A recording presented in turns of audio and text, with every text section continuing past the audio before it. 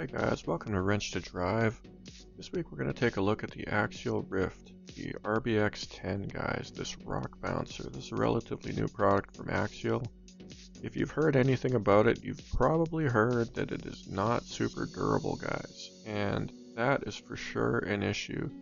And what we're looking at here is the kit, and this is very, very important guys. The kit has some really awesome features that the ready to run does not come with guys. So I'm going to take a look at this, and the big reason that this came onto my radar guys, as you can see, 360 Canadian, tiny Canadian pesos guys, massive discount, and almost too good a deal to pass up, but I am indeed passing it up, and I'll tell you why, and I'm going to go through this because it really got my attention guys. It's very tempting. And because they've had problems with this car, guys, I think what you're going to see is it's going to be on sale all over the place. I haven't done a whole lot of research in other places, guys, but where I live in Canada, 360, that is an absolute bargain, even if this is a flawed vehicle. And the biggest reason, guys, Axial is one of those companies that is well known to stand by their product, okay? So if you break something, get on the support line, call up Axial, tell them what you broke, tell them you weren't doing anything crazy. They're going to send you out replacement parts, guys. Now, the only downside is that, yes, this vehicle is flawed. And I'm going to show you what the flaws that I've heard about are. And I'm going to tell you why I still think this is potentially worth getting into at that cheap price point, guys. So let's see if we can find a shot here. The biggest problem, guys, by the sound of it, is the front axle, guys. It is known to crack. I believe over here, guys, is the weak spot. It's one of these sides, guys.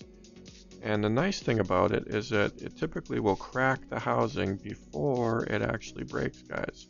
So keep an eye on it, and you'll see that a crack will appear, and you'll know you have a problem, guys. So pay attention to that if you get into one of these.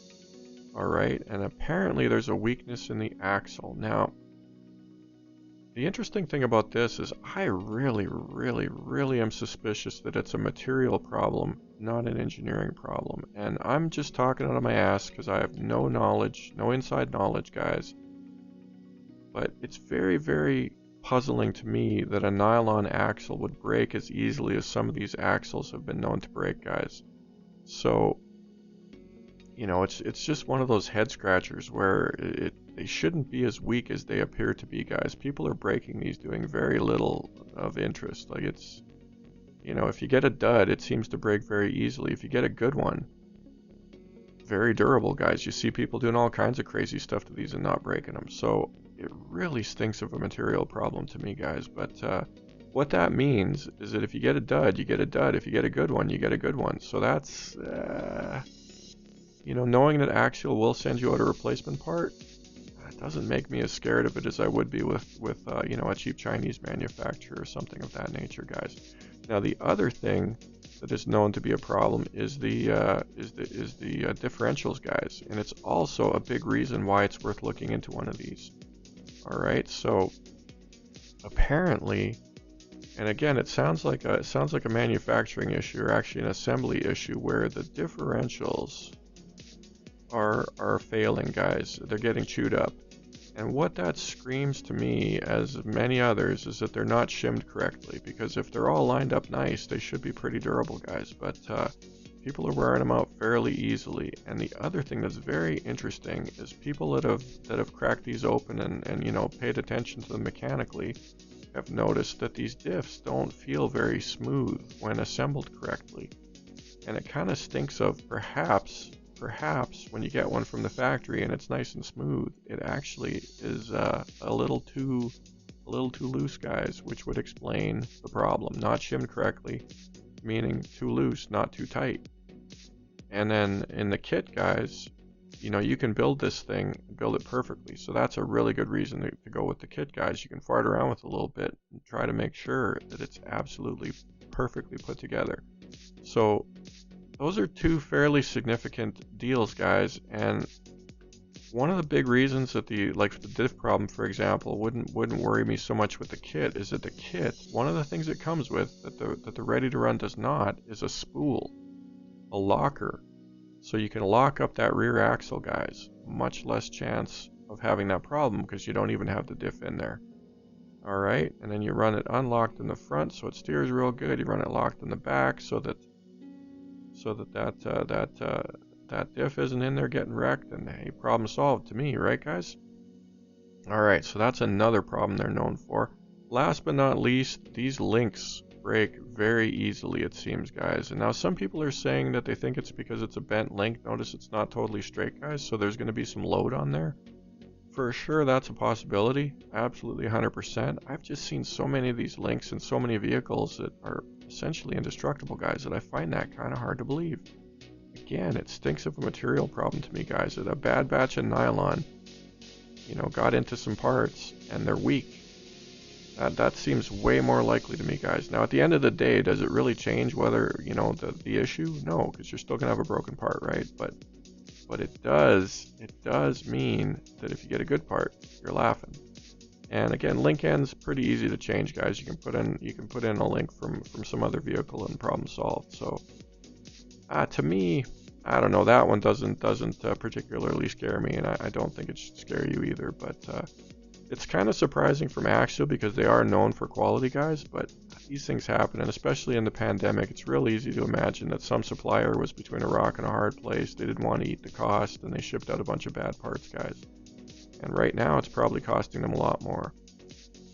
But those are the flaws, guys. And again, in the kit, you know, if you're into building the car yourself, you know, none of this stuff should be super scary, guys, because you know, it's not that difficult to take apart an axle, put it back together again. It's for sure not easy to not difficult to change a link end, guys. And the rest of this rig is pretty awesome. So I mentioned the spool that comes with the kit, guys. The other thing that comes with the kit is these metal braces for the trailing arms, guys. This brace kit, guys. It's about a $20 or $30 hit if you want to buy those aftermarket, guys. The spool's about 20 bucks. What else comes with this kit, guys? There's a few extra bells and whistles. Oh, the sway bar, guys. That is totally worth the money because of the one thing you see with this rig, guys, is torque twist out the kazoo. When you see the ready to run version, guys, the guys are running them, and then it's got just a stupid amount of torque twist. It really doesn't accelerate in a straight line. The kit comes with a sway bar, guys. That's about a $30 hit. So as you can see, the bells and whistles that you get with the kit are adding up in a hurry, guys. And I just want to have a quick look here and see if I'm forgetting something. So there's and the 2-speed. You get the optional 2-speed setup for the gearbox, guys. So you get the 2-speed setup, the sway bar, the spool, the lower link plates for the rear end. There's some real nice features with this kit, guys. And with it being on sale all over the place, or if it isn't, it probably will be, guys. Well worth looking at. Now, some features to pay attention to with this rig, guys. What makes it so awesome is it's a monster, guys. It's big. Okay, it's over a foot wide. The wheelbase is 15 inches and change, guys. This thing's a big old monster. It's designed as a basher for sure. These tires are about 6 inches tall, guys, about 150 millimeters. So this thing is a beast, absolute beast, guys. This is a large scale rock bouncer, guys, large scale crawler, way bigger than the Capra, guys. So if you like the Capra, this has definitely got the potential to be, you know, bigger, better, faster, more, guys. Now, the other nice thing about the kit is that it does not come with what are, in my opinion, overpriced electronics, guys. And I'll explain to you why. Now, the big thing about this is that the electronics, it's not really a crawler, guys. It's like a basher. It's a go-fast, well, it's a rock bouncer, but it's a go-fast crawler, basically, because it's a crawler drivetrain, right, guys? So, you know, it comes with a nice brushless setup. I'm not knocking it in terms of nice, guys. It's nice, but if you want to buy that setup, guys, it's stupidly expensive. You know, it's at least a couple $100. It's not cheap, guys. And it's a sensorless, brushless setup. So, to me, why not buy this kit? Buy yourself a cheap Chinese ESC off of Banggood that you can get for about 40 bucks right now. I got 2 of them on sale for 30. I've run them in the old Arma 4S car, big and heavy. Works great, guys. Really good ESC for the money, and I'll post a link down below, guys. Cheap Chinese motor, 2000 kV motor for about 30 bucks, guys. So right there, worst case scenario, you know, you got motor and ESC for about 80 bucks, guys. You know, throw in a Dumbo RC radio for about 50 bucks. You know, servo for about 20. You're laughing, guys, laughing. You're into this for 200 bucks in electronics, and you don't care what happens to it because it's all inexpensive stuff. If you got a radio kicking around, you're well under $200, guys, well under. Okay, this is assuming you got nothing. Now, if you build it with the 2-speed gearbox, you're going to need a gear change servo, but that's not going to break the bank, guys. And one of the things you can do is, you got a little bit of DIY skill, you can set it up so that, you know, you select the gear before you start driving. So if you want to crawl, you put it in crawl gear. If you want to go fast, you put it in go fast gear, and you just drive it around like that. And if you want to switch it, you use your little setup that you put in there, and you switch it manually. You don't use the servo, guys. And all that does is it saves you wear and tear on a servo, which not the end of the world for sure. But hey, if you don't like failure, well, setting up a little manual setup and just putting it in whatever gear you want before you start driving is a great way to go, guys. So I think this kit is an absolute great idea, guys. And again, on sale for this price that I saw it, guys. Oh my goodness, what a deal. I was so tempted, guys, just because it's a screaming good deal. All right, now I want to explain my thinking a little bit, guys, and so that's kind of a summary of the Ryft features and why I think that this is totally worth looking into, guys. So just to sum up, the kit, if you get it on sale, it's a screaming good deal, guys. It's a monster. It's huge. You can adapt this very, very easily to run whatever kind of running you want, guys. You can make it more of a rock crawler. You can make it more of a basher. You can do whatever you want. Like I said, you can get a brushless setup for not much money, guys. Pop it in there. It's going to perform really, really well. And by all accounts, the stock setup, if you watch it running, kind of mediocre, guys. Like it cogs a little bit. It certainly goes like snot, but it's a high-speed rock bouncer basher, guys. And if you want to make it a crawler, you can easily put a brush setup in this thing, and it's going to crawl really, really well, guys. And why? Why do I feel that way about this? Because you're getting the best of both worlds, guys. Because out of the box, it comes with those differentials, guys, those unlocked differentials. So this thing, out of the box, it comes with a center diff, unlocked diffs in the axles, and by all accounts, aside from I think an assembly issues with those diffs, really solid axial drivetrain. So it's going to be really durable, guys. Assuming you get it put together good and it's not a fundamental flaw in those gears, which I find hard to believe. So you can run those differentials unlocked and have unlocked performance, guys. So really good steering, handling, and whatnot. Much better racing type performance, guys. Like go fast racing, rock bouncing type racing. Now the nice thing that you can do with this, guys, is that you can change the weight of the oil in those diffs so that they're more or less locked up. So you put in some really thick, million weight diff oil, and then you put in a hunk of silicone earplug that's going to get chewed up and mixed with that oil. It's going to be even thicker. You're going to have a real good simulation of a semi-locked up axle, guys. It's going to perform really, really well. And to me, the way to go for rock crawling is you put that spool in the back and you run some real thick oil in the front, guys. And then you're going to have the best of both worlds. It's going to steer quite well, and you're going to have those back wheels locked up. It's going to climb real well, right? It should be a pretty sweet setup, guys. And that center diff, again, that's another point of adjustability, guys, because it's got a center diff in that transmission. Pretty sweet if you ask me, guys. So you could put in a censored setup, a censored brushless setup that gives you really good control. You could put in a brush setup that, it's not going to go fast, but it's going to crawl really well. Or you could use it the way it's designed and just make it go stupidly fast and bounce it off of stuff, guys. And there's lots of videos, lots of running videos. This thing is a beast, guys. Now, as I mentioned, there are some durability issues. So to me, the really nice thing is that these axles are absolute Cadillac axles for kind of an in-between car, guys. So something like, for example, the Red Cat TC8, their new 8 scale Jeep, guys. Okay, solid enough rig for sure. it's running those solid spools, guys, that are in the Red Cut XR247 axles, guys. Whereas this, if you transplanted these axles into that Red Cat rig, guys, oh my goodness, it's going to be absolutely epic. And these great big huge tires, there's some huge potential to use the mechanicals out of this bad boy to build a really nice large scale crawler, guys. There's some real potential for reusing these some mechanical parts for different purposes than they were perhaps intended. Now this Ryft is pretty sweet, guys. It's got a nice interior, it's got a nice cage. You know, it's a real sharp looking unit. The shocks are nice quality axial shocks, guys. You know, I'm not knocking it. It's awesome for what it is, guys. And the only downside seems to have some growing pains going on at the moment. You know, definitely the version 2 of this, when it comes out, is going to be fixed. I would be shocked if Axial doesn't get their game together and fix this thing. Now the problem is that it's going to be one of those cars that's kind of got a black spot beside its name because up till now, you know, it's kind of known for having some problems. But again, this kit is such a good deal that depending on what you're looking to do,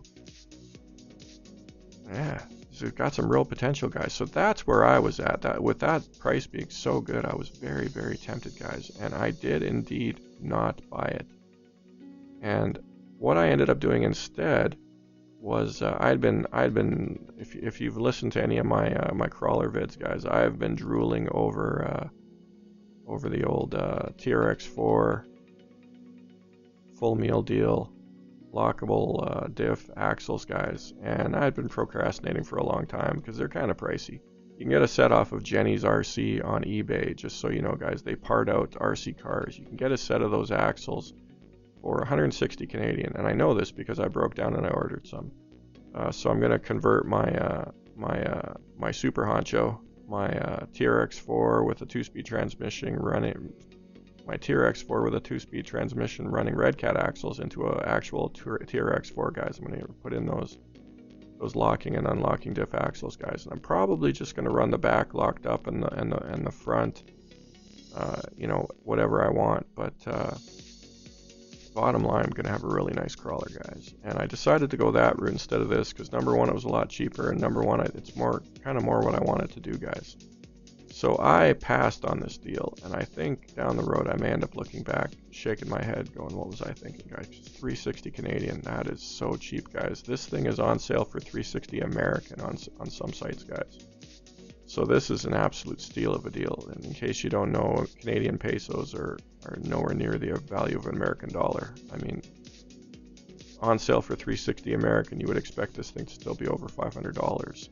A little steep, guys. So this 520 before the discount, guys, kind of pricey. Keep in mind that this the full meal deal version of this, the ready to run version, is almost $700, guys. So it's really expensive. And as I said, to me, boy, those electronics are overpriced, guys. I would be much more inclined to go for this kit because obviously I have the ability to build this thing.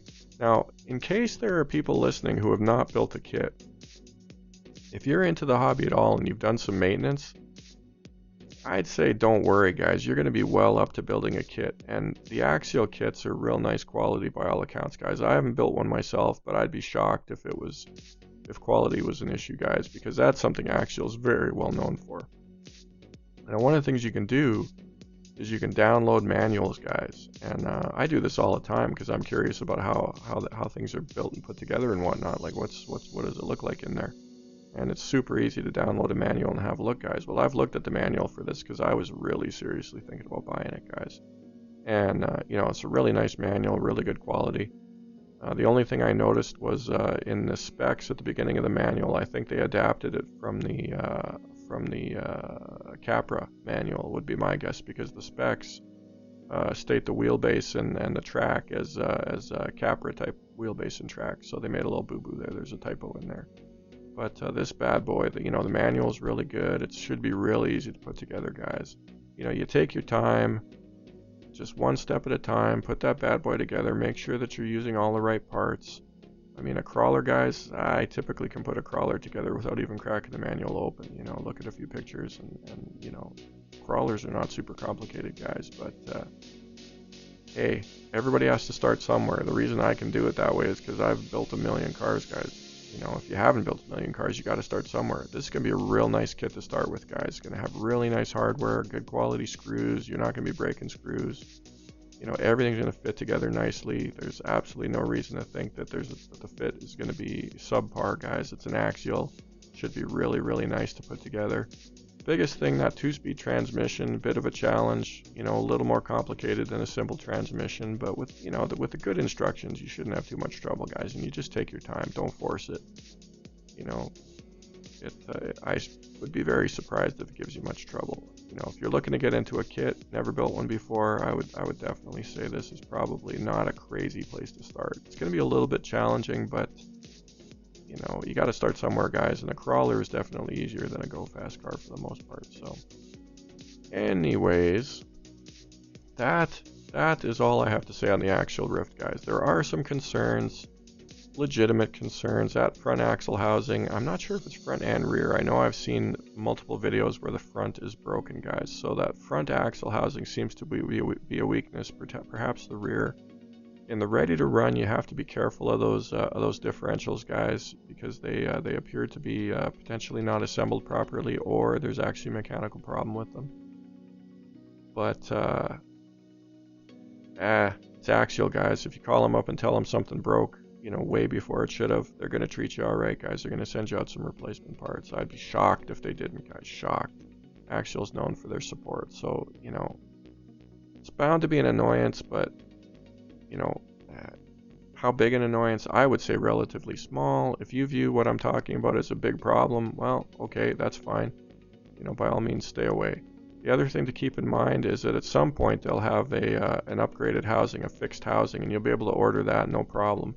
It's probably going to cost you about somewhere in the $20 to $30 range, depending on where you live. Actually, sorry, I'm thinking Canadian dollars. Probably in the 15 to 25 US, something like that. The housings are not super expensive, guys, so it's not a huge price tag if you end up needing to buy the upgraded housing to solve your problem once and for all, guys. And there's a very good chance that if you sign up for email with Axial and whatnot, that they'll offer you a deal if you have the defective version, guys. That they'll Red Cat did that with their Gen 8, guys. The Axial housings were known for being a little weak, and they came out with an upgraded version and sold it cheap for quite a while, guys. I got a set for super cheap delivered to my door, so it would surprise me if Axial doesn't do something similar. Now the other nice thing, guys, keep in mind that the kit comes with a few extras, guys. Comes with that 2-speed set for the gearbox, comes with the sway bar, comes with the optional differential spool so you can lock up your rear diff, guys. Comes with that link plate set for the rear arms, guys. So life is good. This thing should be pretty sweet, guys. So there you go. It's my 2 cents worth. If you see a good deal on this and you decide to buy it, don't blame me if you're upset, but by all means, thank me if you're happy. That's it for this edition of Wrench to Drive, where we ask the eternal question: do you drive to wrench, or do you wrench to drive? See you next time.